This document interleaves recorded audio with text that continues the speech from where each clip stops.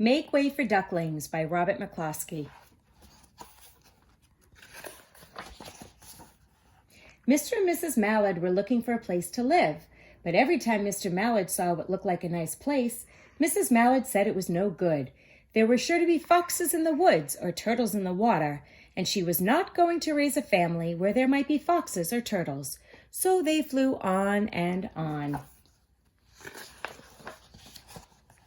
When they got to Boston, they felt too tired to fly any further.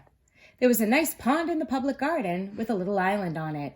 The very place to spend the night, quacked Mr. Mallard, so down they flapped.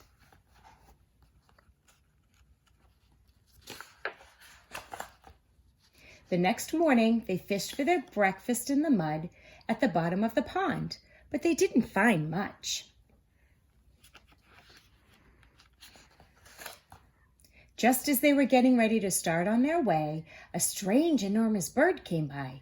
It was pushing a boat full of people, and there was a man sitting on its back. "Good morning," quacked Mr. Mallard, being polite. The big bird was too proud to answer, but the people on the boat threw peanuts into the water, so the Mallards followed them all around the pond and got another breakfast, which was better than the first. "I like this place," said Mrs. Mallard, as they climbed out on the bank and waddled along. "Why don't we build a nest and raise our ducklings right in this pond? There are no foxes and no turtles, and the people feed us peanuts. What could be better?" "Good," said Mr. Mallard, delighted that at last Mrs. Mallard had found a place that suited her. But... "Eek! Look out!" squawked Mrs. Mallard all of a dither. "You'll get run over." And when she got her breath, she added, "This is no place for babies, with all those horrid things rushing about. We'll have to look somewhere else." So they flew over Beacon Hill and around the State House, but there was no place there. They looked in Louisburg Square, but there was nowhere to swim. Then they flew over the Charles River. "This is better," quacked Mr. Mallard. "That island looks like a nice quiet place, and it's only a little way from the public garden." "Yes," said Mrs. Mallard, remembering the peanuts. "That looks just like the right place to hatch ducklings."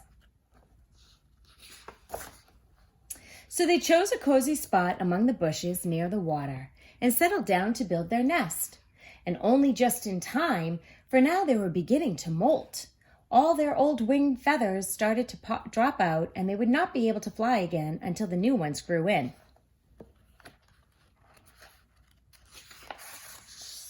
But of course they could swim, and one day they swam over to the park on the riverbank, and there they met a policeman called Michael.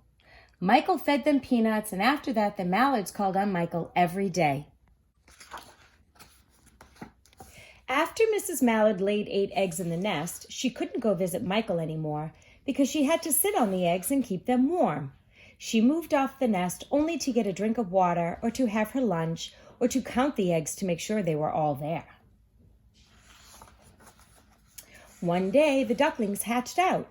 First came Jack, then Cack, then Lack, then Mack and Knack and a whack and pack and quack. Mr. and Mrs. Mallard were bursting with pride. It was a great responsibility taking care of so many ducklings, and it kept them very busy. One day, Mr. Mallard decided he'd take a trip to see what the rest of the river was like further on. So off he set. "I'll meet you in a week in the public garden," he quacked over his shoulder.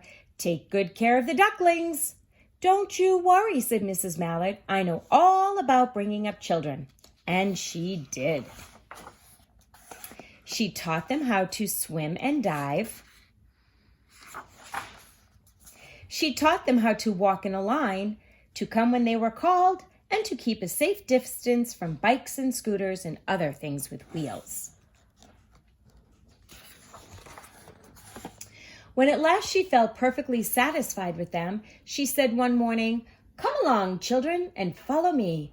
Before you could wink an eyelash, Jack, Cack, Lack, Mack, Knack, a whack, pack, and quack fell into line just as they had been taught.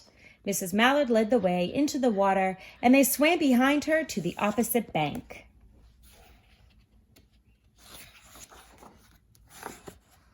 There they waded ashore and waddled along till they came to the highway.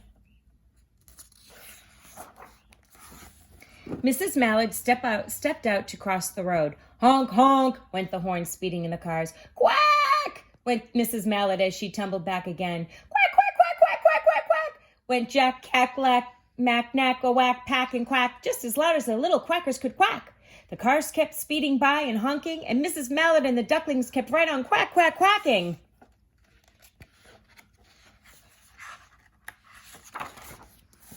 They made such a noise that Michael came running, waving his arms and blowing his whistle. Tweet, tweet, quack, quack, quack, quack, honk, honk.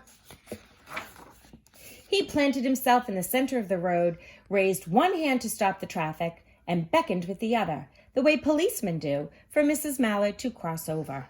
And there they go, right across the street.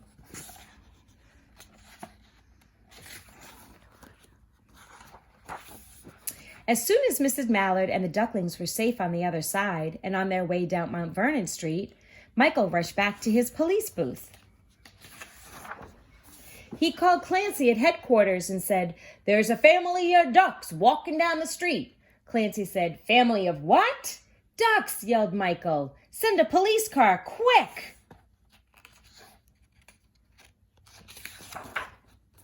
Meanwhile, Mrs. Mallard had reached the corner bookshop and turned into Charles Street with Jack, Cack, Lack, Mack, Knack, a whack, pack, and quack all marching in line behind her.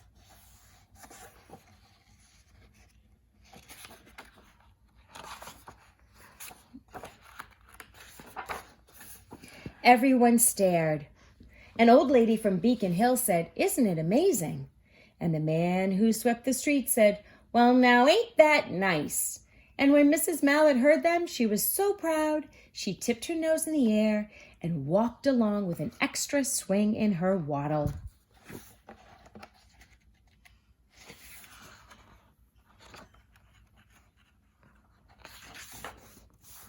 When they came to the corner of Beacon Street, there was the police car with 4 policemen that Clancy had sent from headquarters.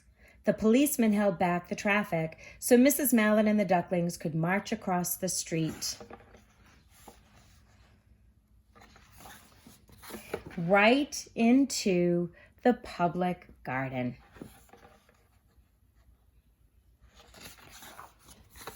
Inside the gate, they all turned around to say thank you to the policeman.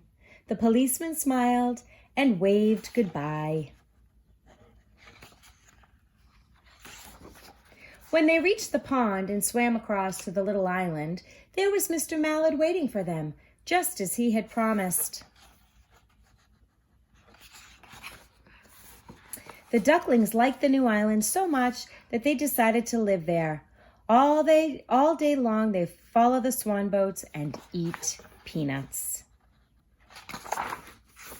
And when night falls, they swim to their little island and go to sleep.